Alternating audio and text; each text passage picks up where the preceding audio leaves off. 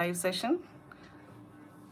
In this session, as requested by one of my viewers, I am going to discuss the Saturn's transit, which is going to take place on 29th of March. Saturn stays in one sign for 2.5 years. So what are the effects that different ascendants will face, and what are the remedies one should do so as to alleviate the problems or obstacles that you would encounter as a result of this transit? Now, before we go into exactly what results Saturn will give for various ascendants, you first have to understand how does a planet give its results and how do you consider the transit. There are two ways of analyzing. Transit of planets is checked from the ascendant and also from moon. So whatever is your ascendant, from there you check where is Saturn sitting, which cusp it is sitting. Also from moon you can analyze. The way it is analyzed is same, but the placement will obviously differ, the count will obviously differ from the ascendant and from moon. So what suits you, you have to check according to your horoscope. You check both from moon as well as from the lagna, and then observe what events are taking place, relate, and then do the required remedies. Now, how does a planet give its results? A planet will give the results based on where it is sitting, in which cusp it is sitting, with which planets it is associated, it is conjunct, and in which star is it sitting. Who is the star lord? These are the main things that you must consider. Apart from that, it would also give the results of the cusps or the planets or the rashis which it would aspect.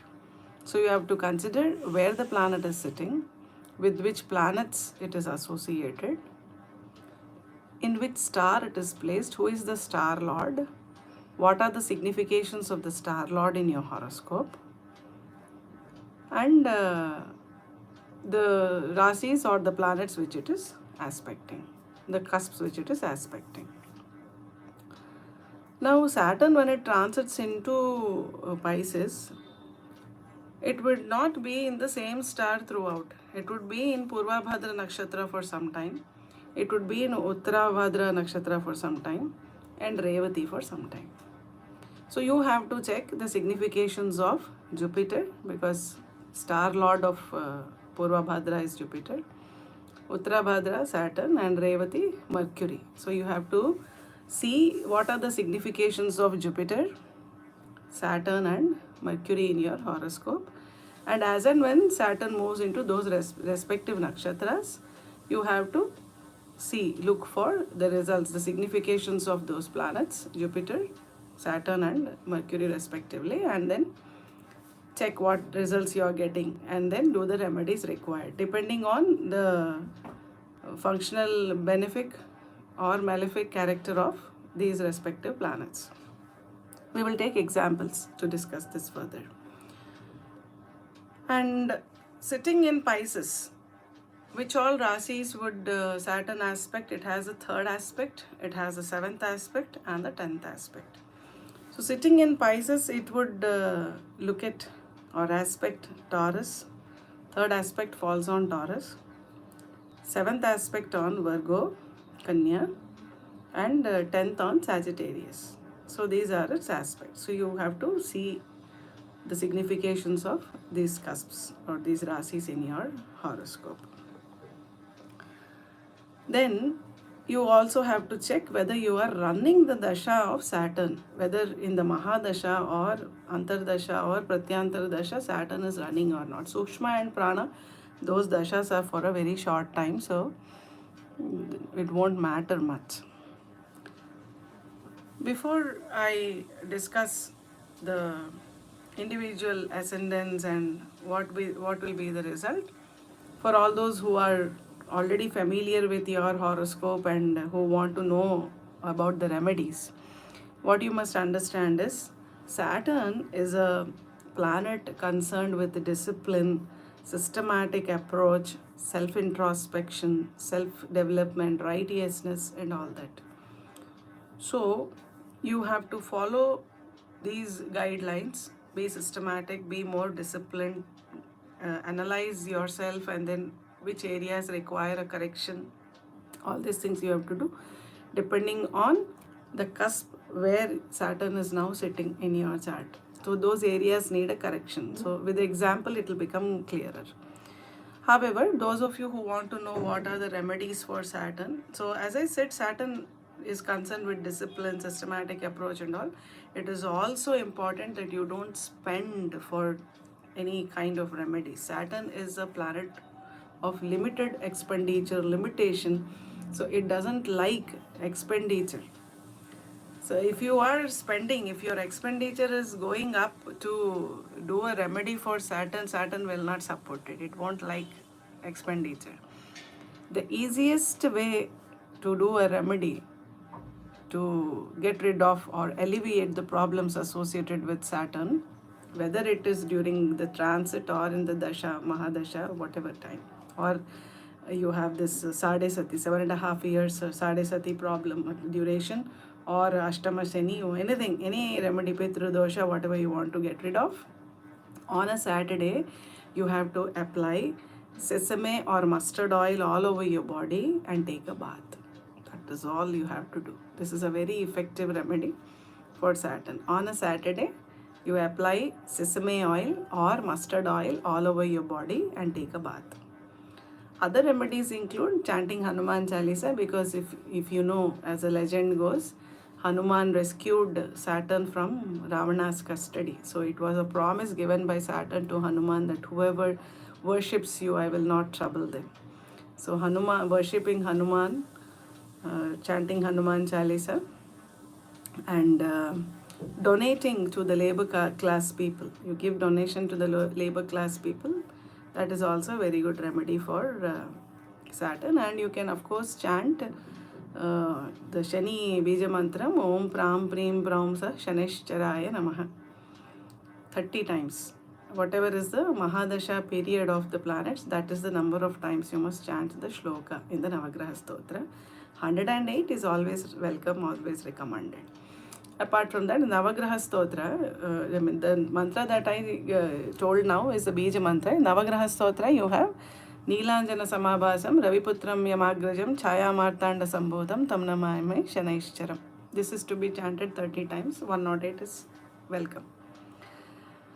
So now coming to the analysis part. How do you check? How is this Saturn transit on 29th into Pisces going to affect you?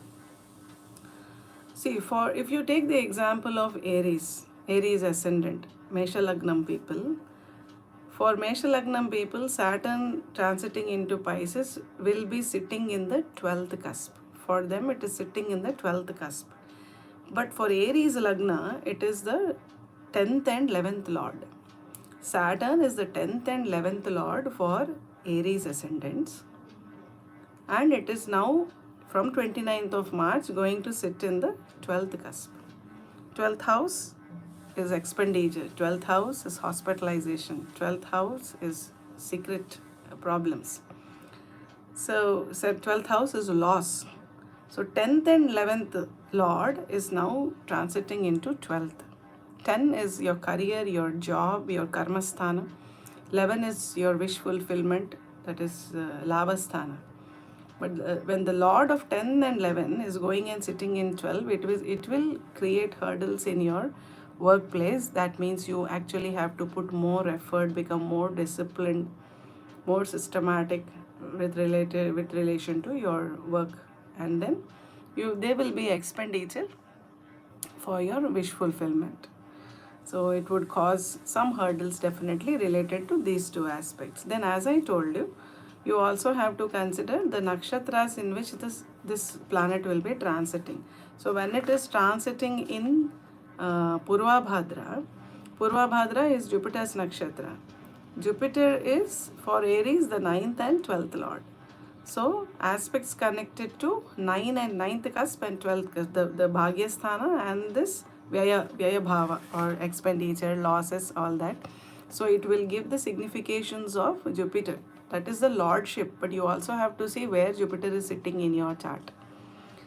So similarly, you go to Taurus. For example, you take Taurus Lagna. For Taurus, Saturn will now be sitting in the 11th cusp.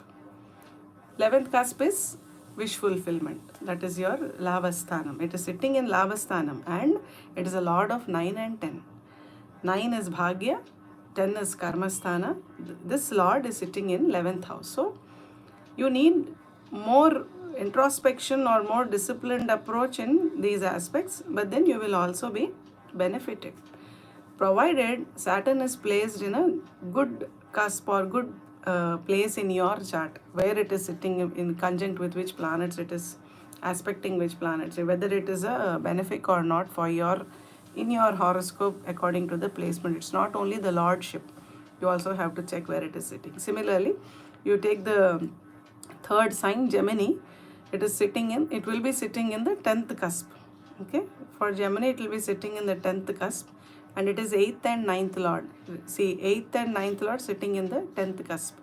So aspects connected with 8th and 9th houses, your karma, it is sitting in karma sthana now, so your effort will have to be more. You will have to put more of effort.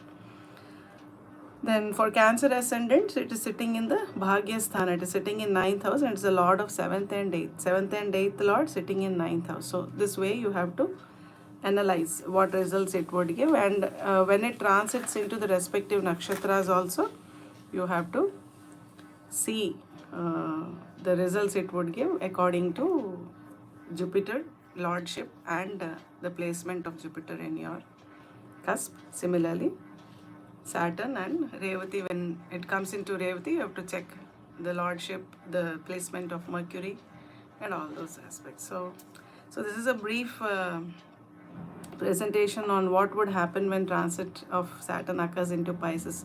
Remember, Pisces is a watery sign, and it will make you more emotional. Saturn entering into Pisces, into a watery sign, will make you more emotional, and most importantly, Saturn will now be conjunct with so many planets. Saturn will be conjunct with Rahu, it will be conjunct with Venus, will be conjunct with Mercury, it will be conjunct with Sun, and at one point of time it will be conjunct with Moon. All planets excepting Ketu, Mars, and Jupiter. All planets will come and sit in one place, and there will be a conjunction. And Saturn is a very big planet. It will have an influence over all the planets with which it is associating. And remember, Venus is retro. Mercury will turn retro on 15th. So retro planets conjunct with Saturn, you have to be careful. So, but then there's nothing to worry about it. Saturn will reward you if you are following discipline, systematicity, dharma, and all those righteousness path. When you choose the path of righteousness, Saturn will ultimately reward you. But Saturn is a strict teacher. It will first be very strict with you, and then when you perform well, it will reward you. So the initial preparation part is always tedious, but when the result is announced, all those who burn midnight oil are happy then, and then they get a chance to get escalated to the next level. The way Saturn treats is, if you are following a certain path of discipline, you must have observed, when you follow a path of dharma, you find more problems keep coming, more problems keep coming.